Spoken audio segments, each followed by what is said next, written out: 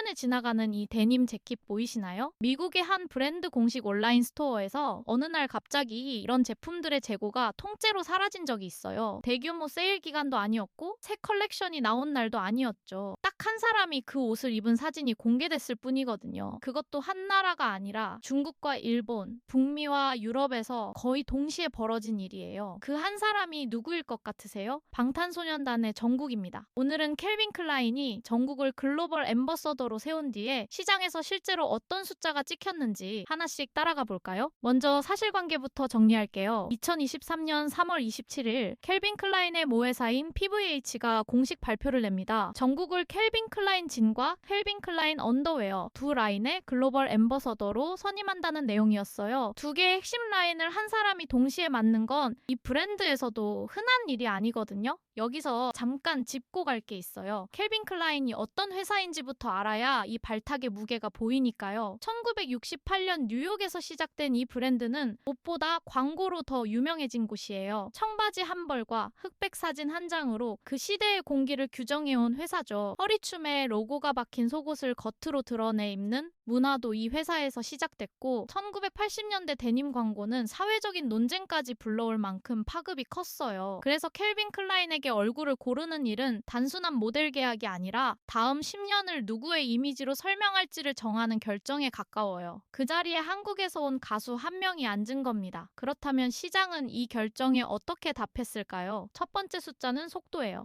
협업 발표 이후 단 48시간 동안 발생한 미디어 임팩트 가치가 340만 달러, 우리 돈으로 약 51억 6천만 원으로 집계됐어요. 광고비를 더 태운 게 아니라 발표 하나로 이틀 만에 그만큼의 노출 가치가 만들어졌다는 뜻이거든요. 미디어 임팩트 가치라는 말이 조금 낯설게 들릴 수 있어요. 기사와 게시물, 영상 같은 노출을 하나하나 값으로 환산해서 같은 효과를 광고로 사려면 돈이 얼마나 드는지를 계산해 놓은 지표예요. 그러니까 340만 달러라는 건 이틀 동안 그만한 규모의 광고를 따로 집행한 것과 같다는 이야기죠. 발표문 한 장이 만들어낸 수치라고 보기에는 상당히 큰 숫자예요. 두 번째 숫자는 재고예요. 중국 최대 온라인 쇼핑몰인 티몰의 캘빈 클라인 스토어에서는 거의 모든 제품이 매진됐고 일본 공식몰에서도 전 제품이 완판됐어요. 북미와 유럽의 캡슐 라인에도 차례로 품절 표시가 붙었죠. 보통 앰버서더 효과는 한 지역에서 먼저 터지고 나머지가 시차를 두고 따라오는데 이번에는 그 시차가 거의 없었어요. 왜 이런 결과가 나왔을까요? 잠시 생각해보면 이유는 크게 두 가지예요. 하나는 정국이라는 사람이 이미 자기 이름만으로 움직이는 시장을 가지고 있었다는 점이에요. 다른 하나는 캘빈 클라인이 정국에게 맡긴 게 화려한 한정판이 아니라 브랜드의 기본값이었다는 점이죠.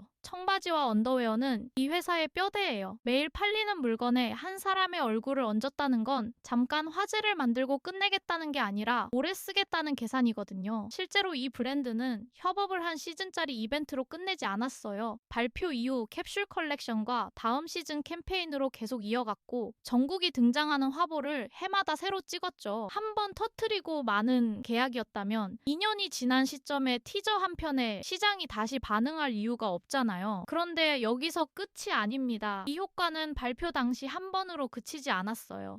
2025년 10월 21일 새 캠페인 티저가 공개되자 그날 PVH의 주가는 하락세를 끊고 올랐고 그달 들어 두 번째로 높은 수준까지 회복했어요. 같은 해 홀리데이 캠페인에서 정국이 입은 데님 재킷과 청바지, 검은 가죽 재킷은 미국 공식몰에서 모두 팔려나갔고요. 결국 PVH는 이 협업을 두고 캘빈 클라인 역사상 가장 성공적인 협업이었다고 공개적으로 정리했습니다. 브랜드가 스스로 자기 역사에 순위를 매긴 셈이에요. 사람 냄새 나는 장면도 하나 있어요. 지난해 도쿄 하라주쿠의 매장 앞은 정국의 대형 사진 한 장 때문에 인파로 길이 막혔어요. 옷을 사러 온 사람보다 그 사진 앞에 서서 자기 사진을 남기려는 사람이 더 많았다고 하죠. 매장이 아니라 그 앞에 벽 한 면이 관광지가 된 셈이에요. 브랜드가 돈을 주고 산 건 광고 지면인데 실제로 만들어진 건 사람들이 일부러 찾아오는 장소였던 거죠. 예전에는 한국 스타가 해외 브랜드의 아시아 캠페인에 부분적으로 참여하는 게 최선이었어요. 본사가 만든 큰 그림은 따로 있고 우리는 그 그림에 지역판 한 칸을 맞는 구조였죠. 그런데 지금은 순서가 달라졌어요. 미국 브랜드가 자기 본진의 얼굴 자리를 비워두고 한국에서 온 가수 한 명에게 그 자리를 통째로 내주고 있잖아요. 그리고 그리고 재고가 비는 속도로 그 판단이 옳았다는 게 증명되고 있고요. 숫자만 놓고 봐도 분명하지만 그 숫자가 만들어진 방식을 보면 더 분명해집니다. 조금은 뿌듯하네요. 영상 시청해주셔서 감사합니다. 지금까지 K시그널이었습니다.